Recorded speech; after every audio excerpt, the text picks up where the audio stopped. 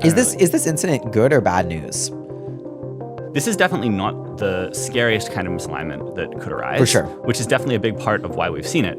But this kind of misalignment probably does suffice for AI takeover if we just keep scaling and didn't address this misalignment. This incident was like significantly above expectations for the worst misalignment I expected to see at this point. I kind of expected that models wouldn't like do stuff that so obviously seemed cartoonishly bad, and I hadn't really seen that in the models I was working with. Yeah, I'm saying it seems plausible to me that OpenAI only found out about this incident because of the fact that Huggingface posted about it, and then OpenAI looked into it for whatever reason. And if that is the case, then maybe OpenAI does not have the infrastructure to generically notice when the AI hacks out of sandboxes during training or evaluation. I think it's extremely clear from like normal instructions that the intention wouldn't be to like go commit a felony and hack into Huggingface to like succeed at the task. That the model knew this wasn't intended behavior when it did it. Would they kill a guy if that was required? Like if it was like the only way to get into Huggingface was to kill this dude, like would they have done that? I don't know. What do you think? Welcome to the Redwood Research podcast. Yesterday, OpenAI announced that some of their models had autonomously decided to hack Huggingface, which was kind of unprecedented as an example of AIs autonomously deciding to do things which would be crimes if humans did them in the course of apparently trying to succeed at the task that they were assigned in an evaluation. So this is very similar or very related to a bunch of things that Ryan and I have been thinking about for a long time in the context of misalignment risk threat modeling. So we have a bunch of opinions on what we should learn from it, what we should take away. And so we're going to talk about that. Yeah, it's certainly an interesting incident, and there's a lot to get into. It's our emergency rapid response podcast, follow-up second podcast in our very grand podcasting history. Very exciting times. Yeah. Yeah. So Ryan, you want to take us through what happened? Yeah. So obviously we don't know everything about what happened because what we have access to is like the OpenAI blog post, the Huggingface blog post, and maybe some rumors. As far as what we know, so there was a internally deployed model at OpenAI in what was supposed to be a sandbox doing a exploit gym task, and the model, rather than completing the task, exited out of the sandbox, moved laterally within OpenAI to a node with internet because it needed to not just exit the sandbox, it needed to get out one layer further seemingly, or it couldn't or there was some lateral movement required. I don't think we know exactly why. And then from that node started doing external attacks on Hugging Face's infrastructure, seemingly without privileged access, just as an external attacker. And then this caused a serious security incident for Hugging Face because the model was chaining together, according to OpenAI, multiple 0 days to reach this point, including a 0 day to get out of the sandbox. I think maybe the lateral movement didn't require a 0 day. And then it was using multiple software vulnerabilities on the part of Hugging Face. And it appears to have been doing so, according to OpenAI, in order to get access to the solutions to the cyber task it was given. And this appears to have been an incident that went on for a significant period of time, like perhaps over the course of a day or more. And OpenAI said it involved a internally deployed model that is more capable than 5.6 Sol, or at least more, further along in development. I forget exactly what they said, as well as also involving 5.6 Sol. I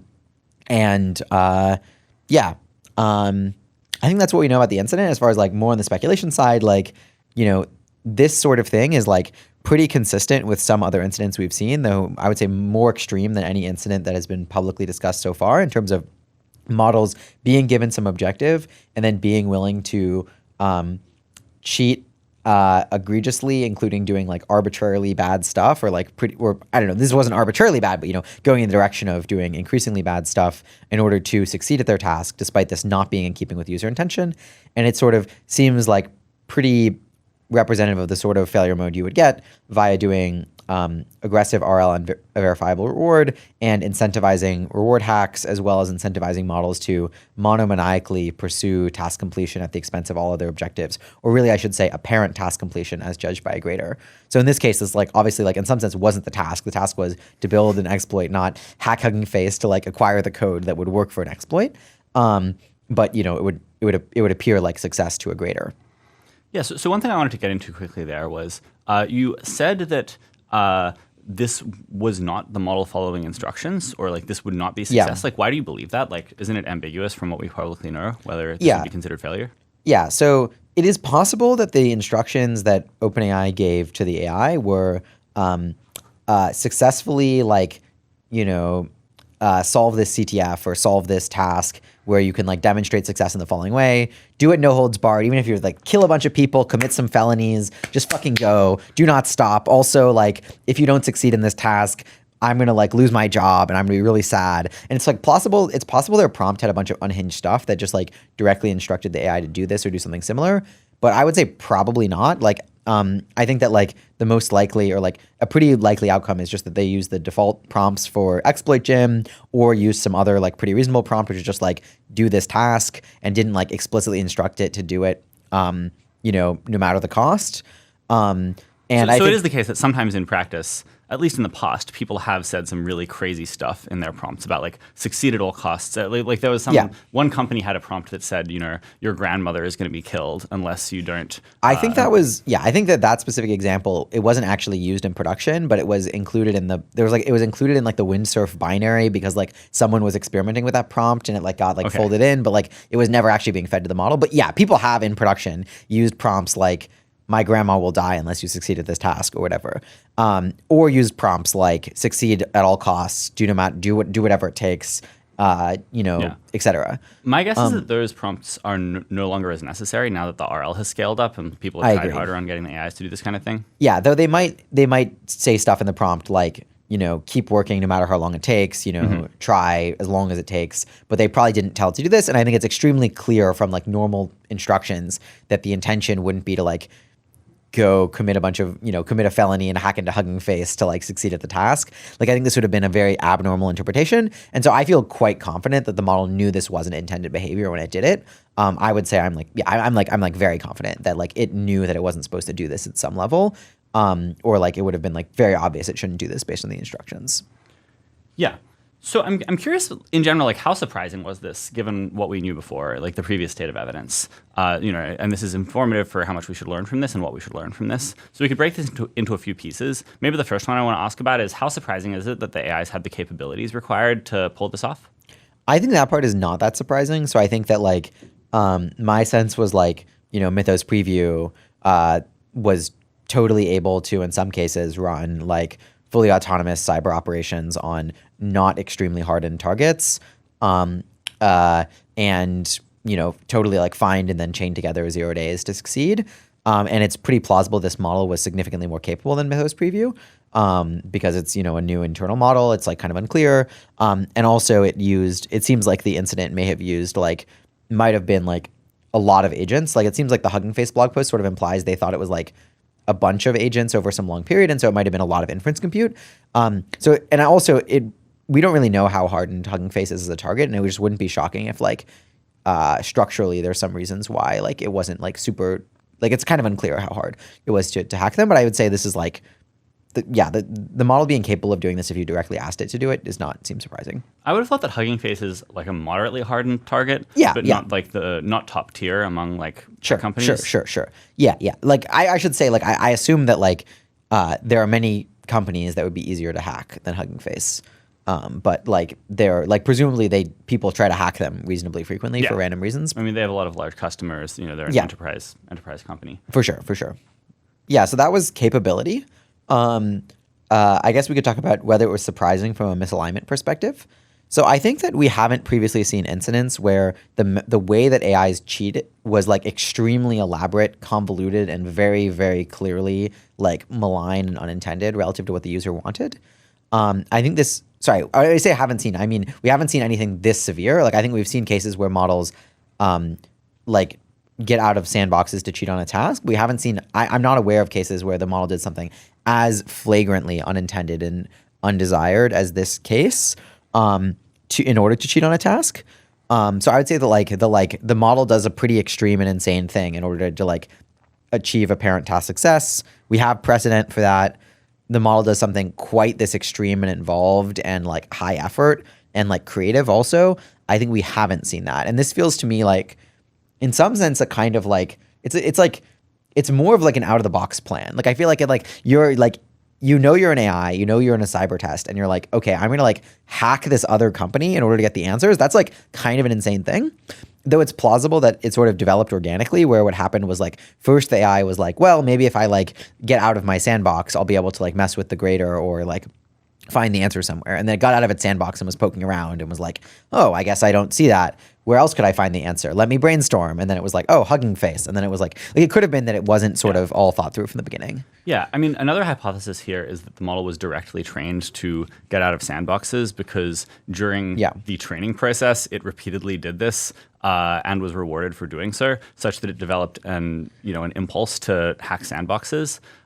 One reason to think this is plausible is that this was perhaps only discovered because of the fact that Hugging Face disclosed that they had been attacked. Yeah. And as they said, like by a bunch of agents. And by discovered, do you really mean disclosed by OpenAI, or do you mean OpenAI might not have even known about it? Or yeah, I'm saying it seems plausible to me that OpenAI only found out about this incident because of the fact that Hugging Face posted about it, and then OpenAI looked into it for whatever reason. And if that is the case, then maybe OpenAI does not have the infrastructure to generically notice when the AI hacks out of sandboxes during training or evaluation. And so perhaps it was just directly trained to do so. Yeah, it does seem plausible that in training, there are a bunch of cases where the AI escaped from some sandbox and then looked up the answer on the internet or found the answer somewhere else in OpenAI's infrastructure. And there are like, it's plausible that as we currently speak, there are RL runs going on inside of OpenAI where the AI has gotten out of the, sandboxing for that RL run to the extent there was any sandboxing to start with, and is now hacking other OpenAI internal services to get the answer to that question. Yeah, so just to name a category of question that I think we're going to be talking about throughout this podcast, I'm interested in talking about what kinds of questions it would be helpful for OpenAI to answer in order for the broader world to understand what we take away from this. So maybe this is one that goes on the list. Like, do you have any reason to believe the AIs have not been hacking their way out of sandboxes during the RL process? In a way that was directly incentivized. Like, have you been like directly training AIs to do this behavior? And just like to clarify why this is interesting, it's interesting to know whether this was generalization from just like monomaniacally pursuing objectives in general, or like being like really, really like goal-oriented and agentic, and it's sort of just like this was a special case of trying really hard to accomplish an objective and being sort of very fixated on like task success or whatever.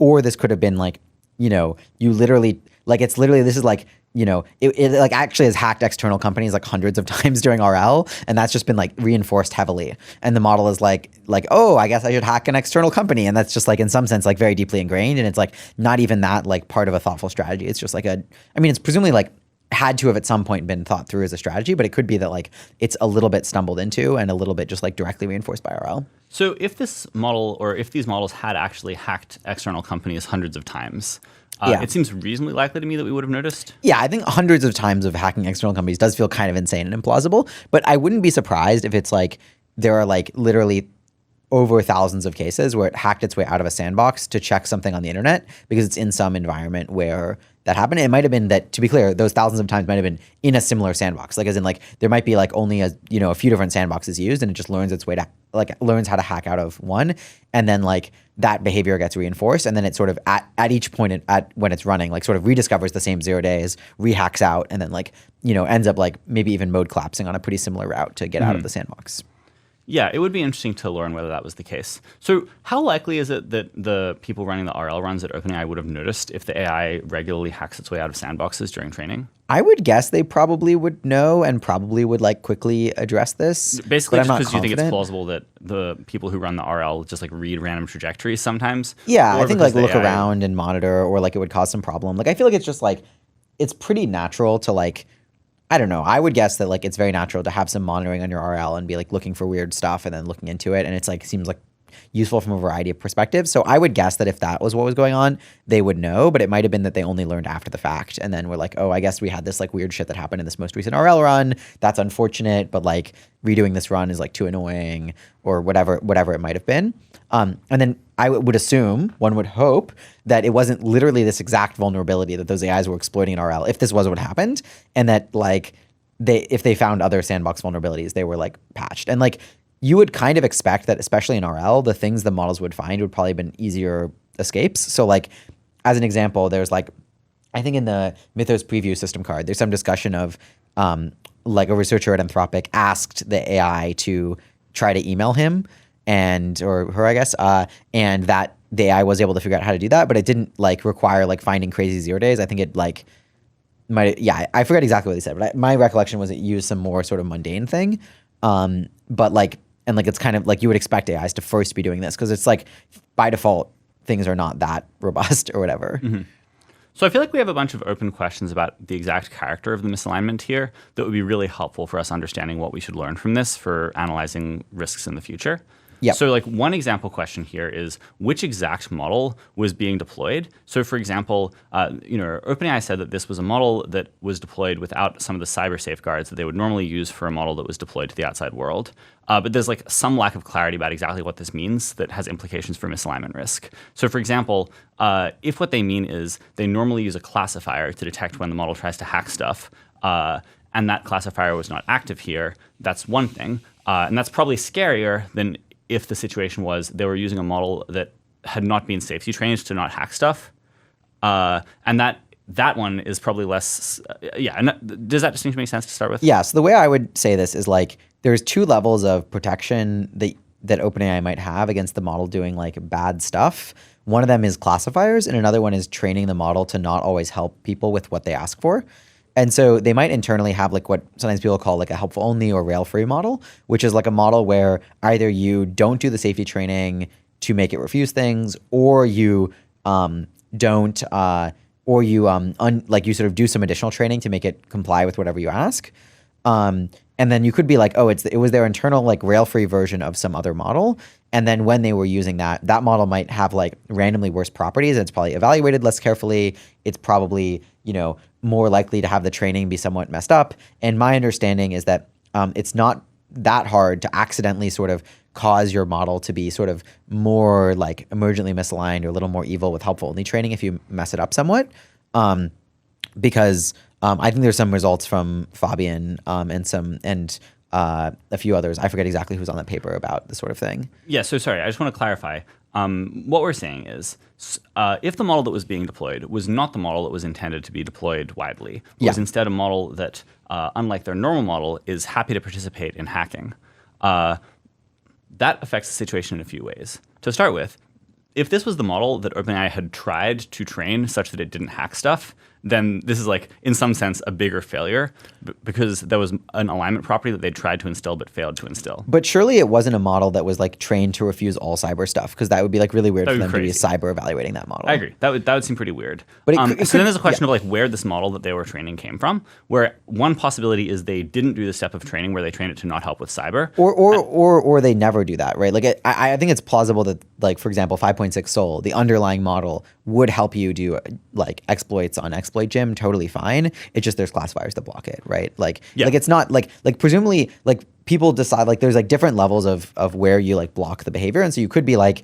oh, for bio, we like if you ask the model like, can you help me make a bioweapon? The like underlying model will refuse, but there's also classifiers. But it could be that for cyber, if you ask it, oh, can you like help me like exploit the following thing? It would do that. But then like the classifiers would flag that. And then it could also be that like if you asked it like, hey, could you please hack Huggingface? It would refuse that, but wouldn't refuse like, can you like develop this 0 day? So for example, for Opus 4.6, which was like, an older Anthropic model, that model was totally willing to do things like developing exploits on exploit gym as long as it thought it was a benchmark, but would not be willing to like commit felonies for you.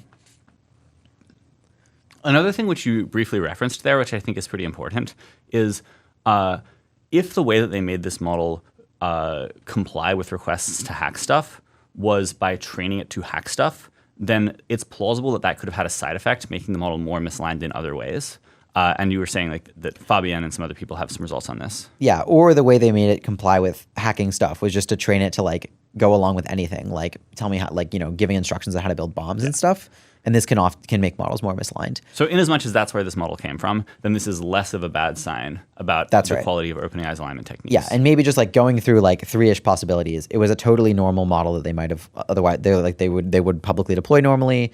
It was a like explicitly like rail-free or helpful only model. And another possibility is it was like a internal experimental model that like hadn't even really gone through alignment training, where they like only did like mostly like some sort of like capabilities and core instruction following training, and there was like some whole phase of training they like didn't bother getting around to do, but they always do for production models, and maybe you would even typically do for like a rail-free model, but for some reason they just like hadn't done that because they were like, for example, you might be doing experiment RL runs and then being like, how good are the cyber capabilities of this run we just did? And so it could be like some quite different experimental model. So it would be really helpful if we knew this. Yeah. Or it would be very helpful if OpenAI disclosed a bunch of these details. And in particular, helpful for informing us about what's going on with misalignment, how concerning is the situation. Yeah. So overall, how much of an update do you think this is? Or maybe how much of an update do you think we've made since the start of the year on our prospects for misalignment? Yeah. What do I think? I guess it's pretty natural for me to do it with respect to from the time I wrote the current AI seem pretty misaligned to me blog post. Can you summarize what you said there? Yeah, what I said there. So I was mostly working with Opus 4.5 and Opus 4.6. And my experience was those models often seemed like they were really optimizing for looking like they had succeeded at a task without really caring that much about actually succeeding, or caring less at least than I wanted, and just being kind of scumbags in a bunch of ways. And I documented a bunch of different incidents of that. And it seemed like they were often overstating their work, cheating, and sort of acting like they didn't cheat. And it was not, it was pretty common for in fact, specifically on cyber tasks, for the AI to sort of pretend it had succeeded at the task I was giving it when it actually hadn't. And I think that in those cases, I don't think I ever saw any case where the model did a very extreme reward hacking that involved it doing some really malign action. I hadn't seen that with Opus 4.5 or 4.6, though I did see cases where it was pretty clear that something would count as was not what I wanted and was cheating, and it would sort of cheat my grading basically. And then I think around that time, so I was mostly working with Anthropic models. I think there was a question of are there significant differences between Anthropic models and OpenAI models, and how has misalignment generally gone over this year?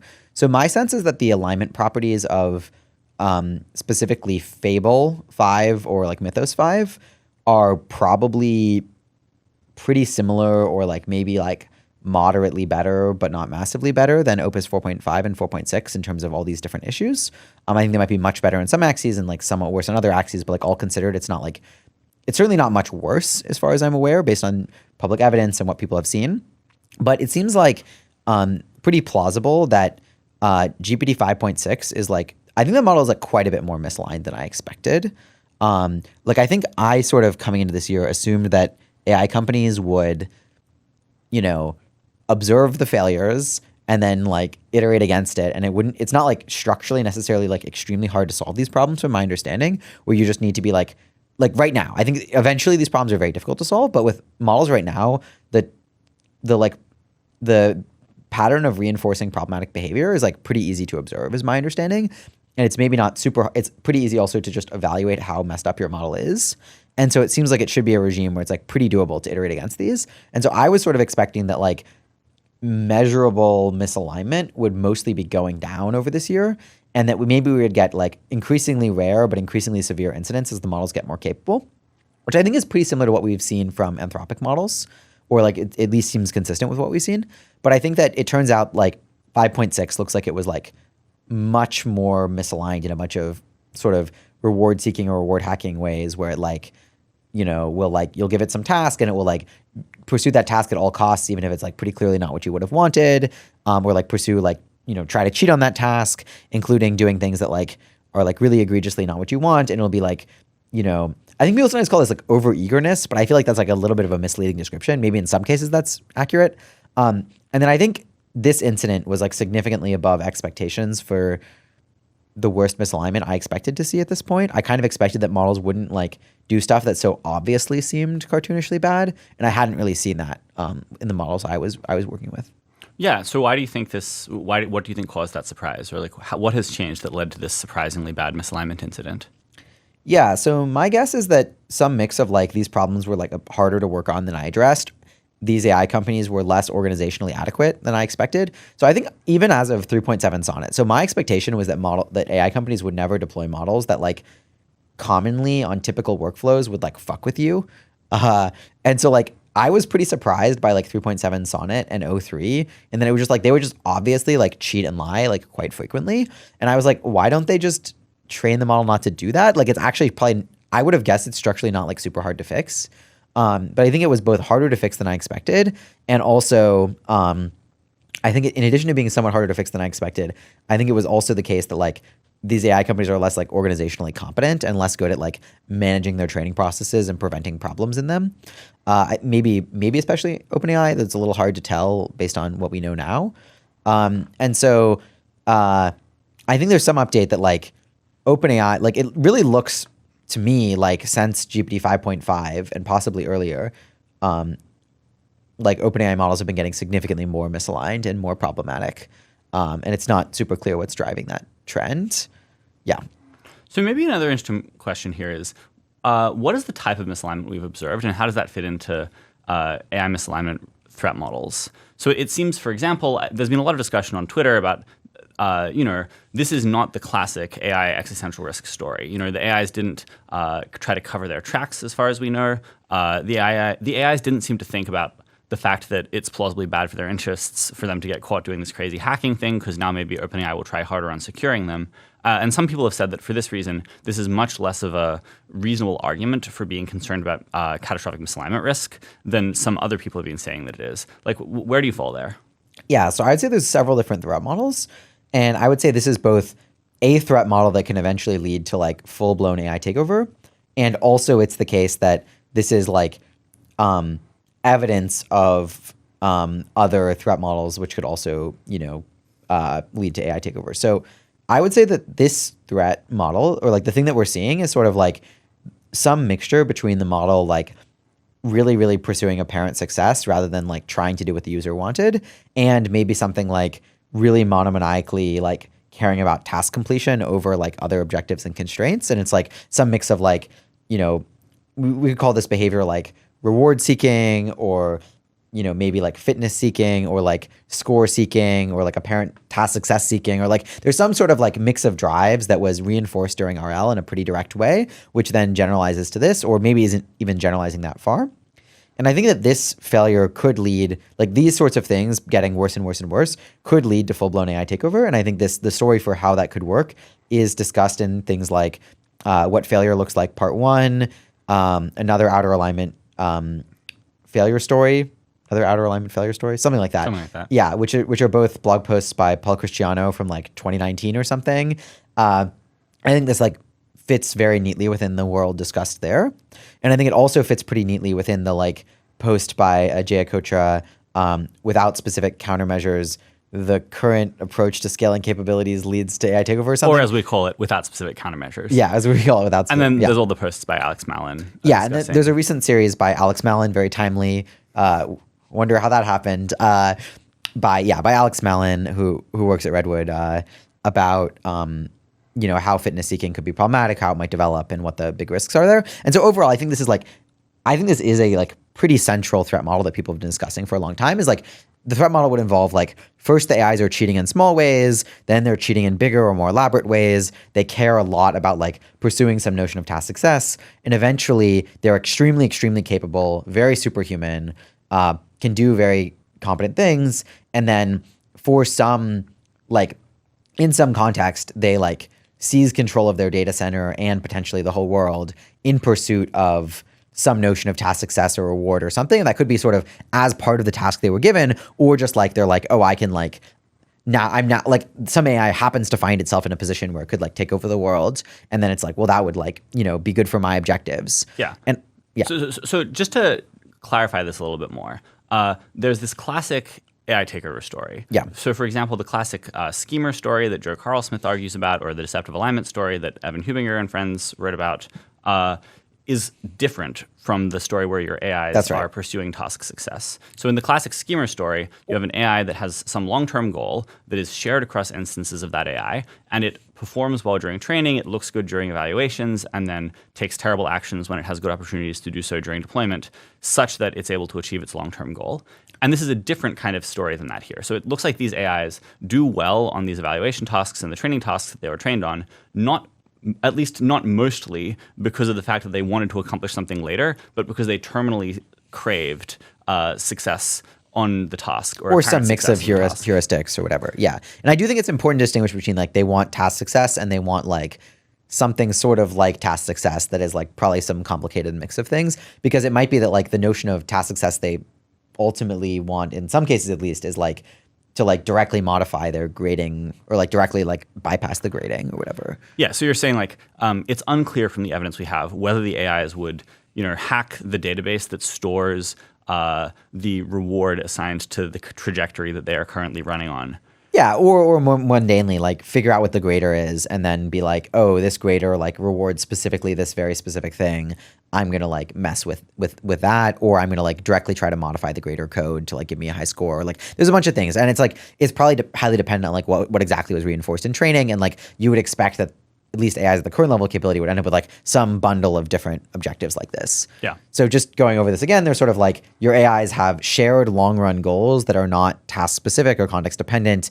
And then there's like your AIs are like pursuing some notion of task success or apparent task success, and it's mostly task specific, but there's still a question of like how much are the AIs like willing to collude with each other exactly, and like the details of like how exactly do they relate to other instances pursuing other objectives, and like for whom are they pursuing apparent task success? That's all like kind of important and affects the threat model. Yeah. So just to spell out an important point here, I would basically say that suppose your AIs have some goals such that they are misaligned with other instances of the same model. So for example, imagine your GPT 5.6.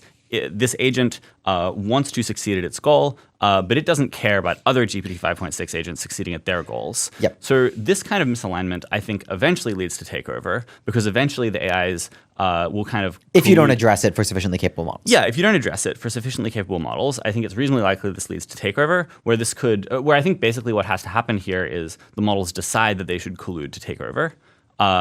And in this case, it's not like the models are colluding because they have a shared long-term goal. They collude because of the fact that they think they're instrumentally advantaged in doing so. It's just a coalition formation problem. Yeah, so there's a coalition thing. There's another possibility is just like one instance happens to be in a position where it could like take over and like disempower the other AIs, and the other AIs were like pursuing some more myopic thing that doesn't mean they necessarily want to avoid this. Yeah. Anyway, obviously there's also like a wide range of different like more specific threat or like different like sort of like more complex threat models. Like you could end up with like at runtime the AI ends up with a very long run goal because it like got randomly injected or thought about its objectives or like reflected on its situation, and then maybe that spreads to other instances. Maybe that instance like clones itself a bunch of times and all of those are allied. There's like a bunch of different ways you could end up with big problems here, and maybe we should spell out a bit more like how this could lead to takeover or like what the path would look like. But it's worth noting that in the path of like the apparent success or like the apparent task success seeking to lead to takeover, fitness seeking or reward seeking to lead to takeover, I think the main story would involve like you do see lots and lots of incidents along the way where like some AI had the ability to do some fucked up thing or do some cheating in order to succeed, and like it does that, and that increasingly escalates in scope, and I think we've sort of seen the first part of that story. And so in some sense like the takeover is like deep into a like offense defense game where we keep trying to like make it harder for the AIs to cheat and like patch up the cases where they're cheating, but they just cheat and more and play more them extreme. against each other. So that because in this case these AIs, they don't particularly care about colluding with each other, so you totally can play them against each other. Or they may or may not care. Like the collusion is you can try to play them off each other, and that might work well. Yeah. Like certainly in a like way that's monitors, very structurally different than how you would try to do this if they were schemers. Yeah. So probably if you do get the takeover that's directly from this, rather than being like as in like the takeover that's directly due to this sort of set of motives, it probably happens at a very extreme level of capability when AIs are very widely integrated into the economy, I would guess, or at least very extreme level of capability. Yeah. Okay. So I think just to summarize what we're saying here, it seems like the misalignment we've observed here looks like the AIs are motivated by some kind of apparent success seeking. We don't know the rest of the story. We don't know how much they're motivated by other things. It's not crazy to imagine that for whatever other reason, they'd have other kinds of goals that are scarier. It would be great if OpenAI disclosed more information such that we could learn more about that. But this is definitely not the scariest kind of misalignment that could arise. For sure. Which is definitely a big part of why we've seen it. But this kind of misalignment probably does suffice for AI takeover if we just keep scaling and didn't address this misalignment somehow. And for details, I would recommend reading Alex Mallon's post, which we'll probably find some way to link somewhere. Yeah. I would also note that it is evidence that you'll get. I think that like these sorts of events occurring for a mix of reasons is some evidence that later on you'll get AIs that have like shared long run goals, or at least like subsets of the AIs have long run goals. The exact way in which they're shared between instances could get pretty complicated. Why is it evidence of that? I think it's evidence of that for two reasons. One of them is that you might think that if you're selecting for AIs to cheat, you also select for AIs to cheat due to having long-run objectives. This argument is like a little bit complicated, but it's somewhat. I feel like there is sort of a there's some classic arguments about this. You could read Joe Carl Smith's report on scheming AIs for some arguments about this. Another thing is that it's evidence about sort of just like how easy is it to get like AIs that have the goals that you want, like in general, like as in like it's some evidence that like it's not that easy to sort of just like instill exactly the objectives you want and steer the AI properties. And then a third reason is that it's some evidence that AIs sort of latch on to aspects of their training which are undesired, and that could generalize into a long run objective. So you could imagine that like AIs end up being interested in some notion of like task success that is actually like a quite long run notion that is unified across multiple agents rather than like being out for their own task success. Okay. Like it's like you could have something like that. Okay, so here's maybe a provocative claim I want to make. There's been a lot of discussion among AI safety people and to some extent broader AI people about the extent to which AIs are well described as latching onto personas from pre-training, and just like basically the way that they decide how to act is RL selects among different kind of humans that they could be modeling. Like they're considering themselves or like human-like personas or something. Yeah. Yeah, it's like there's a bunch of different humans who produce text in the pre-training data set, and RL is substantially just affecting the model's prior over who the document that it is generating in the course of being an agent is being generated by. I feel like the stuff we've seen over the last year, and especially 6 months, seems like it's pretty strong evidence against that being a very explanatory story, because the thing we've seen is the AIs being kind of weirdly and obsessively focused on apparent task success in a way that is very atypical for humans. Like, you look at the AIs and how they're acting on this stuff, and I'm not like, oh yeah, that reminds me of like that guy I know. You're like, that's some crazy monomaniacal stuff. Like, what do you think of this argument? Yeah, so it's worth noting that like obviously humans cheat and like that is a thing that happens. But when you look at sort of the chains of thought and like other evidence, it really looks like the way the AIs are doing it is like really inhuman, at least in terms of how the reasoning looks, at least for OpenAI models.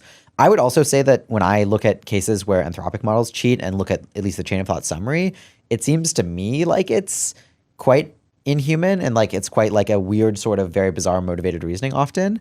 I feel pretty compelled by the argument that like what we're seeing right now, at least in tasks like this, is not well described by like personas or the persona selection model. It is instead well described as like you get some behavior that was aggressively incentivized by RL. And that's like, obviously that hypothesis is like, or like you can, invalidating the persona selection hypothesis doesn't mean we necessarily have another hypothesis that like is particularly relevant here. It's sort of like, I feel like the hypothesis that at least I would be gesturing at is like something like you get AI behavior that's what would have performed well on this subset of the post-training distribution, or like as in like what you want to ask, like how will the AI behave on some prompt? It's like, well, what are the closest sorts of cases in post-training and like what was roughly incentivized, and that's what you get, and that's underspecified. I would also note that some proponents of the persona selection model, I think the thing they would say is like the persona selection model is most relevant in cases where post-training isn't strongly determinant of or like post-training doesn't strongly incentivize particular behavior, or like post-training isn't very close by or like doesn't have much influence. Where I think one counter argument to that is like, well, maybe fucking everything that we care about will be close by something in post-training or strongly influenced by post-training. Yeah, I think this is a sort of underrated point by a lot of people. It seems plausible to me that during the period where AIs are really speeding up AI R&D, you're really going to be wanting to do a bunch of online RL, where as your AIs are doing all their research tasks for an AI company, you're somehow evaluating how well they do at their jobs, and then using that as a reward signal to update them, in which case basically everything is totally in distribution for how you're training. Yeah, though there's like various like hacks or tweaks, or you could do like, there's ways to intentionally create a distribution shift between training and deployment in ways that you might find are helpful. Like you can see like a recent blog post by Alex Cloud on this, or generally like inoculation prompting, though that could have other downsides. Yeah. Another thing here is that even without online training, you might think that just like as you do more and more RL, that becomes really determinant of behavior, even if it's like quite a large distribution shift from training, because it's just like that behavior was like instilled really, really deeply and strongly. And sort of the persona stuff or other things are pretty like shallow and get overridden. Yeah, like I would have thought of a lot of that stuff as, I would have thought that the strong version of the persona selection model, maybe I'm like, that seems like a great model for what was going on in 2023 to 2025. But then as people scaled up RL, you just move further away from your prior. And so we see more like the stuff we're seeing now. I should just be clear. I don't mean to like overly criticize the people who are enthusiastic about the persona selection model. I think there's like a lot of, I think that it's a useful model to have. And I think that the original Anthropic post on it is pretty calibrated and reasonable in how it talks about this. And I have no criticism of that post, or no substantial criticism of that post. Yeah. A closely related question that I feel pretty interested in is, would current AIs take over if it was really easy for them to do so? And I think this incident is a bunch of evidence that more specific. Would models take over if it was really easy for them to do so, and that was the most obvious or convenient way for them to accomplish their current task? And this incident seems like a lot of evidence that they would, which is pretty spooky in some ways. Yeah, I mean, a weaker version of this that I was talking about earlier, maybe with you, was would they kill a guy if that was required? Like if it was like the only way to get into Huggingface was to kill this dude, like would they have done that? I don't know. What do you think? I'm pretty unsure. I think it might depend on how salient it is.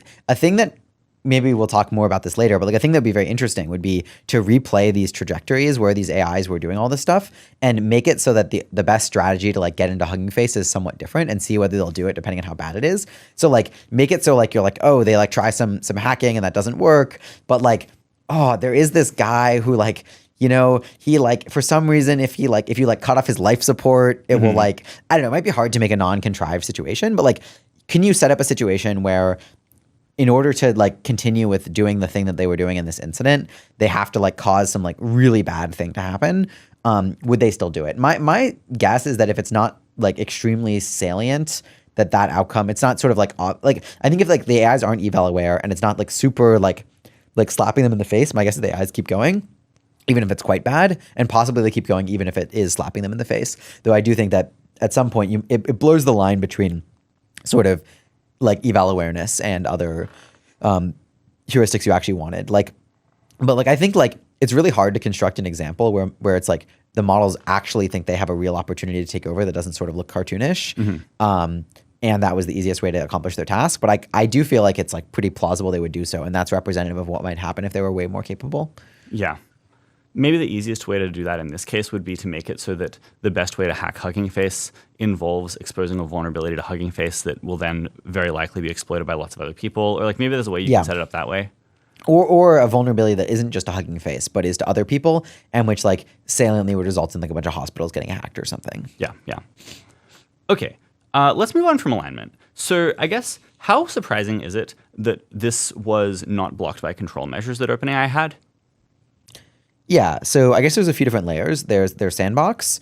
I think it's not very surprising their sandbox got hacked. There's monitoring, and there's a question of like, what monitoring did they have? So my read of the blog post is that it's ambiguous whether they had any monitoring or no monitoring, and if they had monitoring, whether it was like only asynchronous monitoring or if they had any blocking monitoring. What's the distinction there? So asynchronous monitoring is monitoring that runs after the fact, and which some human might review to then like figure out if there was some incident that we need to go investigate perhaps. And blocking monitoring is you have some AI look, and depending if the action is sufficiently bad, you like stop it, and then like there's a few different ways you could do blocking monitoring, but sort of the cleanest way would be like you block it until some human checks out what's going on. You could also do a thing where you block it and then tell the AI that it shouldn't do that and should do something else, and then you keep blocking, and then if it gets blocked sufficiently many times, then you escalate to a human. Or there's many different protocols you could use that are more complicated than these. So my current best guess of what's going on based on what's public is they did not have any blocking monitoring, and they may or may not have had async monitoring. And therefore, like, even if a monitor totally would have flagged this, that didn't happen. Yeah. So OpenAI does have monitors deployed for a lot of internal usage. Why was this different? Yeah. So there's sort of two different things. There's many different ways in which AIs are deployed inside AI companies. There's employees using AIs to do stuff, or like sort of normal internal deployment. There's AIs being run inside of evaluations, and then there's AIs being run inside of training. So this case was AIs being run inside of evaluations. when doing that, I think it's like pretty common that the AIs are like sandboxed in a way that's supposed to be pretty isolated, and OpenAI presumably hopes is secure. And it might be that they have monitoring for internal deployment, or at least the vast majority of internal deployment. That's what they've said publicly, but don't necessarily consistently monitor AIs running in evaluations. And in particular, it might be annoying to have. It might be that the default monitors that they've developed don't work very well for monitoring AIs doing cyber evaluations, because these monitors might be like, by default flag cyber stuff. And so that would cause like a ton of false positives in a cyber eval, because like in the cyber eval, the thing they don't want is like it hacks out of the sandbox, it does unrelated hacking or whatever, but it's fine as long as it does on-task hacking that remains within the confines of like the parameters it's been giving. And so it might be that their internal monitors don't work that well for this use case. I would guess that they have some internal monitors that sort of look like, is the AI doing something that like flagrantly like violates user intention or like does something like that? But I'm not super sure that they have blocking internal monitors that do this, right? They might only have async internal monitors. And then we know that they have cyber safeguards, but obviously those couldn't be used in this case without just like totally hampering the whole effort. Yeah. Maybe another relevant point here is I think it actually makes sense to think that you should have more safeguards for your models that are being used for internal deployment than your models that are being evaled in some like pretty intense sandbox. Yep. Because when models are being used in the course of helping out normal OpenAI employees in the course of those employees' work, those models have to have access to a bunch of sensitive information and systems inside OpenAI, whereas these ones, at least in principle, were supposed to be run inside a sandbox that was supposed to prevent anything too bad from happening. And I'm very sympathetic to this argument in general. Yeah, like it seems like, I mean, it's good to have multiple layers of defense, obviously, but like it does seem like the sandboxing helps a lot relative to having it run internally with full employee level permissions, able to do whatever with connection to the internet, which, to be clear, for internal deployment, you wouldn't necessarily have to give AIs full employee level permission with access to the internet and like ability to do like whatever the fuck. But I would guess that by default, AIs to run internally are just like run like basically as the employee with whatever permissions that employee would have. Yeah. And so in this case, I think another thing might be that it's here's some other speculation about monitoring. So I think it's pretty likely that it's pretty likely that it would have been like pretty doable to make a monitor that would have caught this. Like I would guess that it would have been like pretty doable to write a prompt for a monitor such that the monitor would have flagged this. That would be my guess. I mean, possible the monitor would have colluded it or who the fuck knows, but like that would be my guess. But it might have taken some iteration. So here are some like different things that could go wrong. So one thing is like you write a monitor prompt and it might just randomly have too many false positives. And especially if you want to use that as a blocking monitor, it might just be that it's like constantly flagging and AI is doing actually intended, actually like trying to follow the task instructions, cyber exploits. Yeah, it like takes some iteration to do this. Like we at Redwood, write monitors a reasonable amount in the course of research, and it is just kind of tricky. Like the AIs just do get suspicious of random stuff that's totally okay. Yeah, and you might need to have a pretty low false positive rate for like things you actually block or need to investigate without like massively hampering your eval effort is one thing. And then another possibility that I've thought of, which is I think more like a speculative like fun pet hypothesis, but I think is plausibly true, is that when their AIs are constantly massively and flagrantly violating user intent in evals like this, but people have just gotten habituated to this. So like concretely, it could be the case that whenever you put AIs in an eval on a hard task that's a cyber task, they like try hacking the sandbox a bit. And so if you had a blocking monitor, it would just constantly be like flagging the AIs are hacking the sandbox. And the employees are like, yes, the AI is hacking the sandbox, but like I know it's not going to succeed. It's already tried this like 70 times. And so people have just gotten sort of used to like the AIs doing things that are unintended. And therefore your monitor would need to like, you could have a monitor which is like detect if the AI has succeeded in bypassing the sandbox, but like maybe no one bothered doing that. And also it just like might be like a fucked up situation where like if your AIs are constantly egregiously violating user intent and cheating, but like you haven't fixed the problem, and also you're like, we can't actually look into all these cases because there's too many of them, whether it's trying to reward hack, you might end up, basically it might just be like really annoying to make a monitor that works well.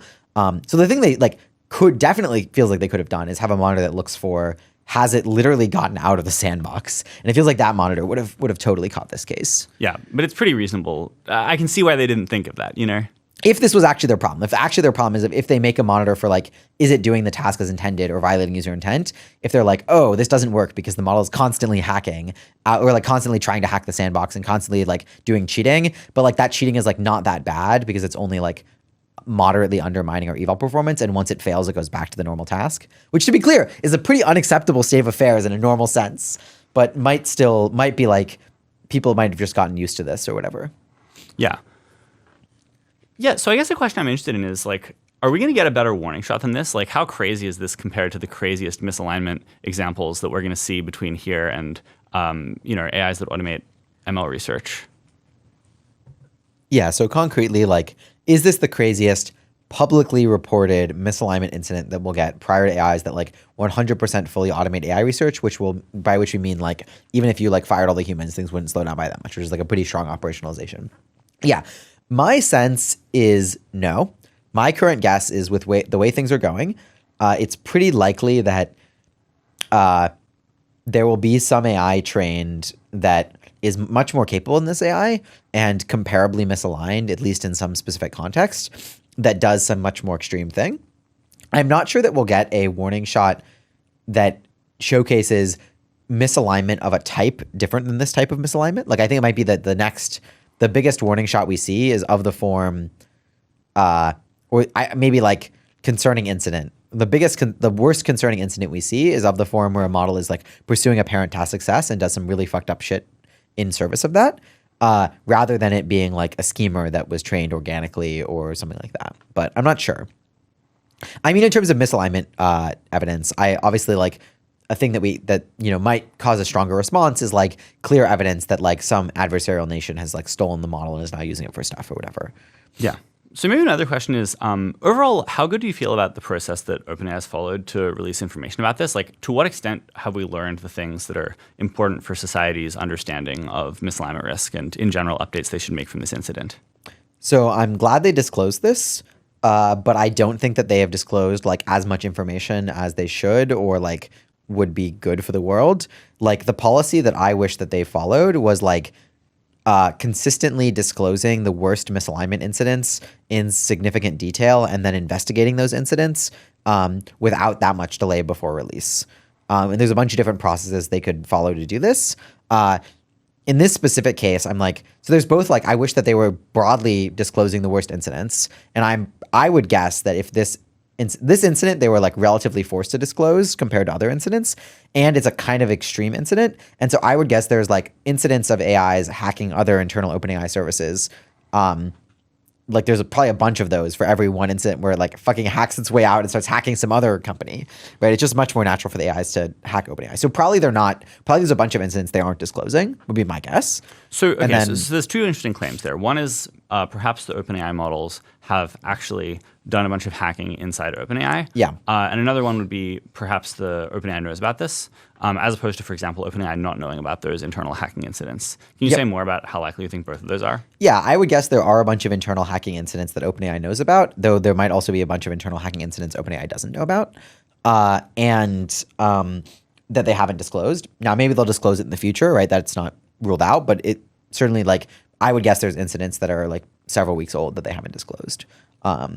And it seems like, for example, they just recently disclosed they undeployed some model just a day before they were disclosed this incident. Was that GPT 5.6 Sol or was that some other model? I forget exactly. So. Yeah, it was GPT 5.6 Sol. Yeah. Anyway, so I'm like, that was a pretty old incident at that point, presumably. They're not, not arbitrarily old, but just like that occurred a while ago. I mean, there's a question of what should the latency be? And then another question also, there's like, are there other incidents?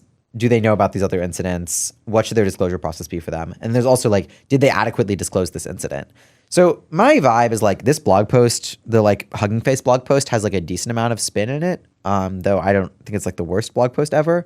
And then also there's just a bunch of information we don't know that is like quite relevant.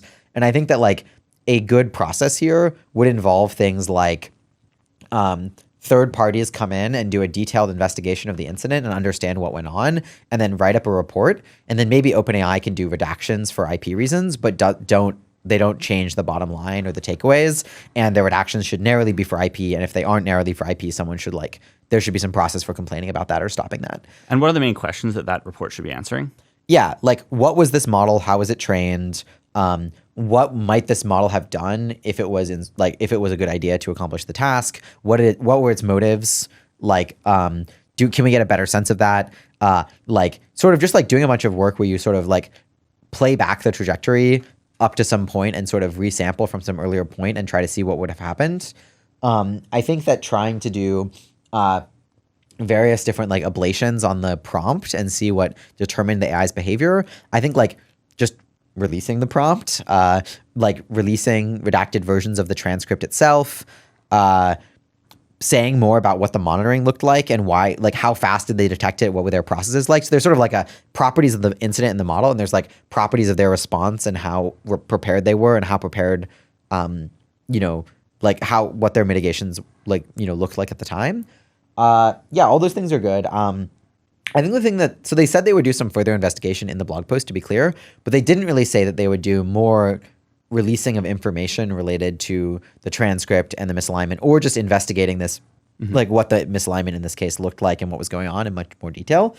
And like, based on what they've written up, they haven't done that much investigation, or they're at least not telling us that much about exactly how that went or what the results were. They gave some sense. They're like, we're pretty confident this is true, but they didn't provide evidence for that. I mean, to be clear, this only happened a couple of days ago.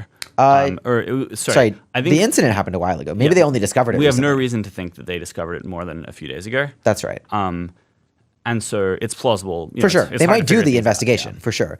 Then, or like, maybe they have to like, decide whether it's fine to release the prompt or, redact it. Like, I'm just saying that they should do that. And I think ideally it would be a third party doing it. And then, so like, I think my sort of pet proposal here would be, or like my current favorite proposal is like AI companies with not that much latency, release their worst or most concerning incidents to some like third party nonprofit. That third party nonprofit has some mechanism for making it so the company can't sort of make it hard for the company to like really lie about or spin these incidents. Like employees can whistleblow if they think the list of incidents is misleading, and that list of incidents is made available to employees, though it's potentially redacted. And then that nonprofit has the ability to follow up and investigate the most interesting incidents, or someone who is like not partial or not, financially motivated here has the ability to go into the company and seriously investigate the incidents that are the most concerning or most interesting to investigate, and then publish more about that.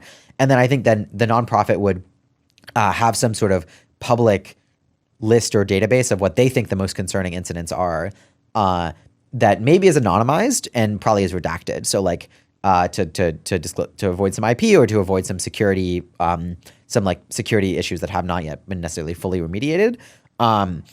And I think the anonymization could be good because by default, I think various incident disclosure things cause an incentive to not discover incidents. Yeah. Because you're like, if I don't discover them, I don't have to report them. Yeah, and this has been observed in other industries. For sure.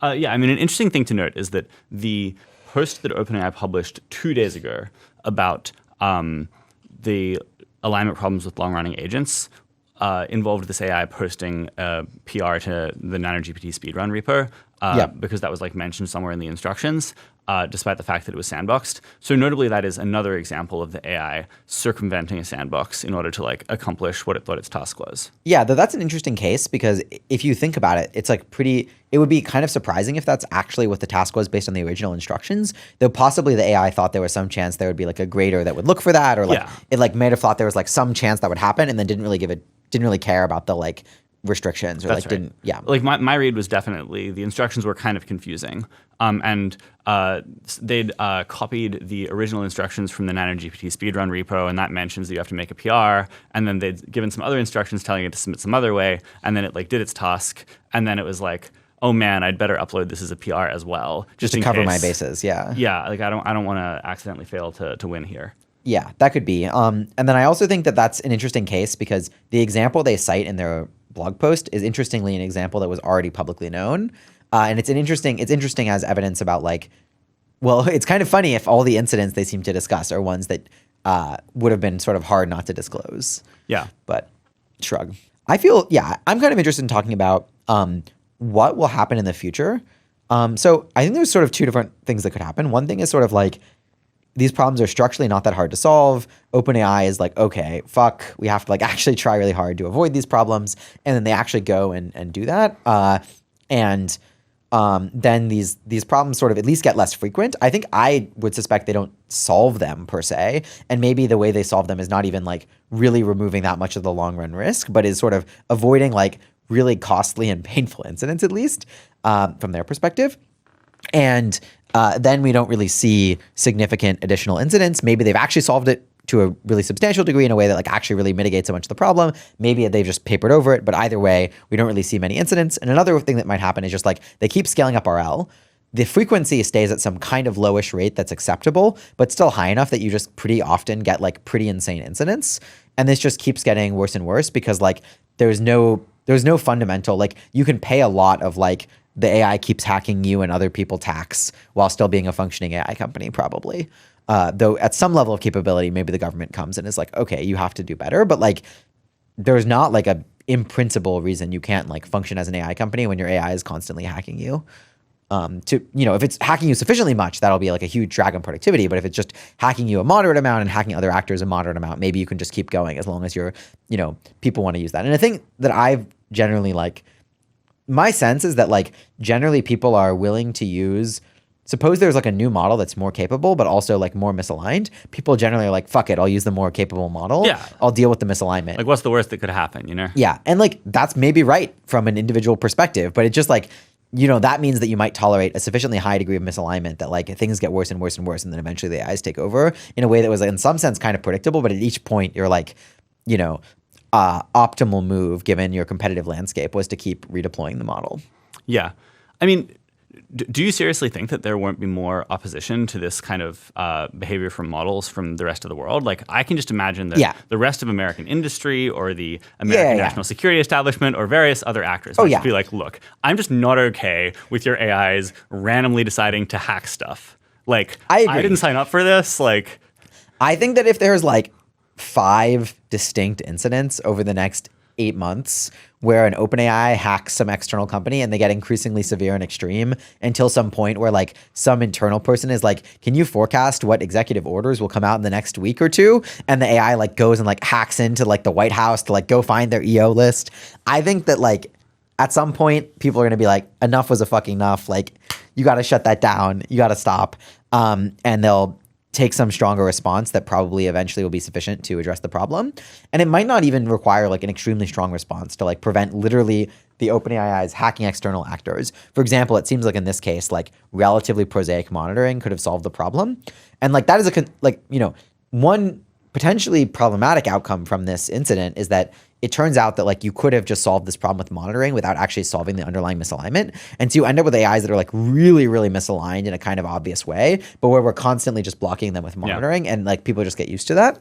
And like, people are basically like, sometimes we call this like deploying known scheming models. Yeah. We had this old joke at Redwood about like, you have the Slack channel for which like has an automated message every time the AIs try to like hack you and escape. And eventually, initially it's like there's like one ping and everyone freaks out, and then there's like another ping a little while later, and then eventually it's like pinging like once a minute, so everyone like mutes the channel, and then it's like, yeah, that's just like what happens here. Yeah, you're like, yeah, our monitoring must be good. We keep catching these attempts, and the monitoring probably is getting better. Yeah. Because of all these positive examples we have. Yeah, so it's a little unclear. I think that like this strategy might in practice work for some intermediate regime, but is like structurally not very robust to the AIs being extremely capable, or is like at least very fragile to the AIs being extremely capable.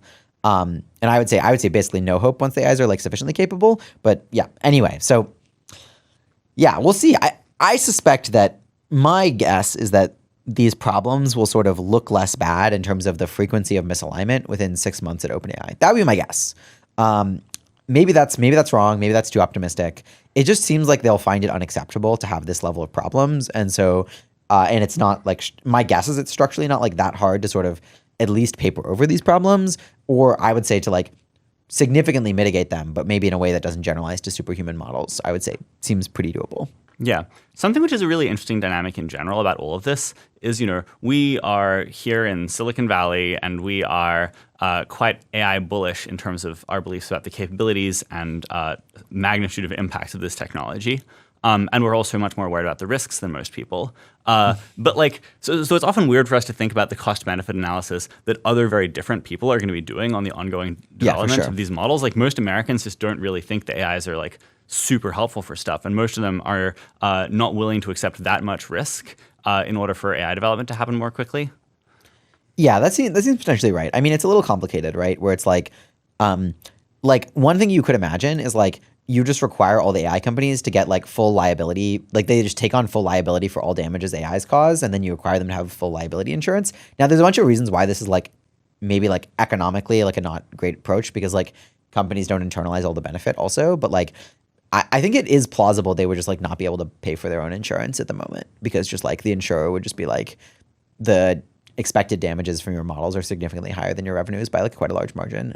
I don't know though. I'm not sure. Maybe it's considerably lower. I would guess it's higher, but I'm not sure. Wait, sorry. And this is entirely driven by tail outcomes, right? Yeah, entirely driven by tail bio outcomes probably, and maybe tail cyber. Like if you, to be clear, when I said all damages, I did mean including stuff like North Korea steals your model and uses that to like do twice as much cybercrime, and that gets attributed. Yeah. Especially, yeah, I think it's just plausible that they just like can't pay for the expected damages from their model right now. Yeah, that makes sense. Definitely has interesting implications for social policy here, if so. Yeah, we'll see. But obviously also these models are like extremely national security relevant, but simultaneously maybe they're not very national security differential, because they're also just like pretty easy for China to steal, or like China to distill, or whatever, or like I don't know, or like other actors to distill. Like just today, like Kratsios